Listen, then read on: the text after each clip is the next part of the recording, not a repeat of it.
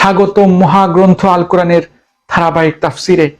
আজকে ইনশাআল্লাহ আমরা পবিত্র কোরআনের সূরা আন-নিসার 15 থেকে 18 নম্বর আয়াত পর্যন্ত আলোচনা করব।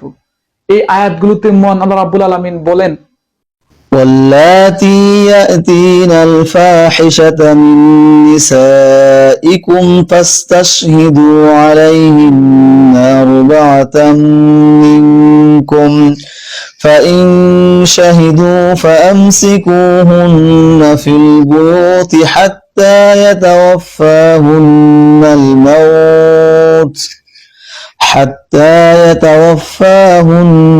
الموت أو يجعل الله لهن سبيلا। তোমাদের নারীদের মধ্যে যারা ব্যভিচারের দুষ্কর্ম নিয়ে আসবে তাদের বিচারের উপর তোমরা নিজেদের মধ্যে থেকে 4 জন সাক্ষী জোগাড় করবে।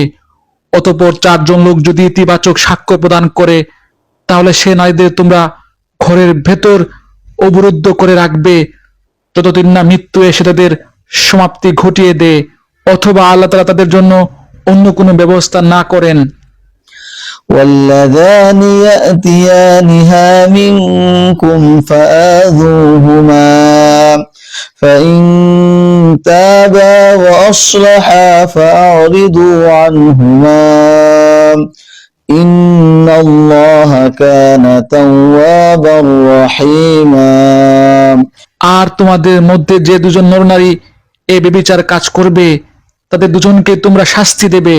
হ্যাঁ, তারা যদি তওবা করে এবং নিজেদের সংশোধন করে নেয় তাহলে তাদের শাস্তি দেয়া থেকে তোমরা সরে দাঁড়াবে। অবশ্যই আল্লাহ তাআলা তওবা কবুলকারী ও পরম দয়ালু। إنما التوبة على الله للذين يعملون السوء بجهالة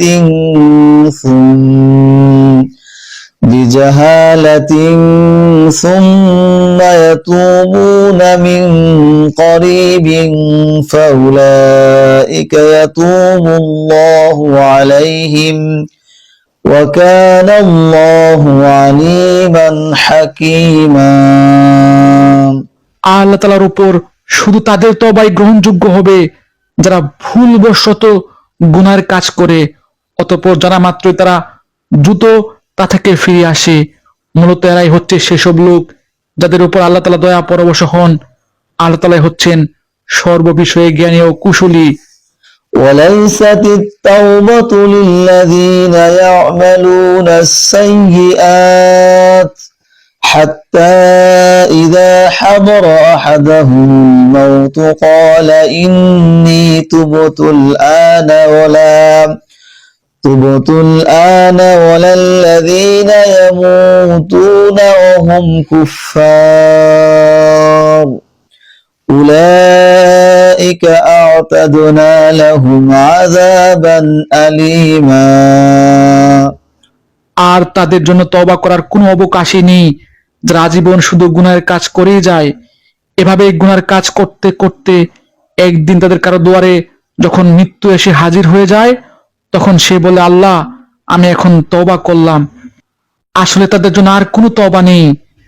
যারা কাফের অবস্থায় ইহুদিলা সাঙ্গ করলো এরা হচ্ছে সেই সব লোক যাদের জন্য আমি কঠিন যন্ত্রণাদায়ক আযাবের ব্যবস্থা করে রেখেছি। আলহামদুলিল্লাহ, চমৎকার 4টি আয়াত। এই আয়াতগুলো হলো রাসূল সাল্লাল্লাহু আলাইহি ওয়াসাল্লামের মাধ্যমে নবগঠিত মদিনা রাষ্ট্রের প্রথম পর্যায়ের আয়াত। প্রাথমিক মদিনা রাষ্ট্রে জিনা ব্যভিচারকারীদেরকে আমৃত্যু কারাগারে বন্দী করে রাখার বিধান ছিল। পরবর্তীতে আল্লাহ রাব্বুল আলামিন সূরা নূরের 2 নম্বর আয়াতটি অবতীর্ণ করে জিনা ব্যভিচারকারীদের যাবজ্জীবন কারাদণ্ডের আইনটি বাদ দিয়ে নতুন আইন প্রণয়ন করেন, যেখানে আল্লাহ রাব্বুল আলামিন বলেন, ব্যভিচারিণী নারী, ব্যভিচারী পুরুষ তাদের প্রত্যেককে 100 করে বেত্রাঘাত করো। আল্লাহর বিধান কার্যকর করণে তাদের প্রতি যেন তোমাদের মনে দয়ার উদ্ভব না হয়। যদি তোমরা আল্লাহর প্রতি ও তার পরকালের প্রতি বিশ্বাসী হয়ে থাকো, মুসলমানদের একটি দল যেন তাদের শাস্তি প্রত্যক্ষ করে। জেনা ব্যভিচারের এই আইনটির ব্যাপারে তাফসির ইবনে কাসিরে রয়েছে, যেখানে তাফসির ইবনে কাসির বুখারী শরীফ ও মুসলিম শরীফের রেফারেন্স দিয়ে বলেন, রাসূল সাল্লাল্লাহু আলাইহি ওয়াসাল্লাম ও তার পরবর্তী খলিফাগণ অবিবাহিত জেনা ব্যভিচারকারীকে 100 করে বেত্রাঘাত করতেন এবং বিবাহিত জেনা ব্যভিচারকারীদেরকে পাথর নিক্ষেপ করে হত্যা করতেন। ইসলামী আইনটি অনেক কঠিন, তাই কেউ যাতে এই আইনটির অপব্যবহার করতে না পারে সেজন্য আল্লাহ রাব্বুল আলামিন আমাদের আলোচ্য আয়াত সহ সূরা নূরের 4 নম্বর আয়াতে বলেন, যারা সতীসাধ্যী নারীর প্রতি, সতীসাধ্যী মানুষের প্রতি মিথ্যা চারিত্রিক অপবাদ আরোপ করে অতঃপর তাদের সপক্ষে 4 জন পুরুষ সাক্ষী উপস্থিত না করে তাদের 80টি ব্যত্রাঘাত করবে এবং কখনো তাদের সাক্ষ্য কবুল করা হবে না, এরা হচ্ছে নাফরমান। তবে কেউ ভুল করে মনের অজান্তে আবেগের বশবর্তী হয়ে কোনো গোপন পাপ যদি করে ফেলে আর জনগণের কাছে ধরা পড়ার আগে নিজেদের সংশোধন করে নেয়, তবে তাদের নিরাশ হবার কিছু নাই।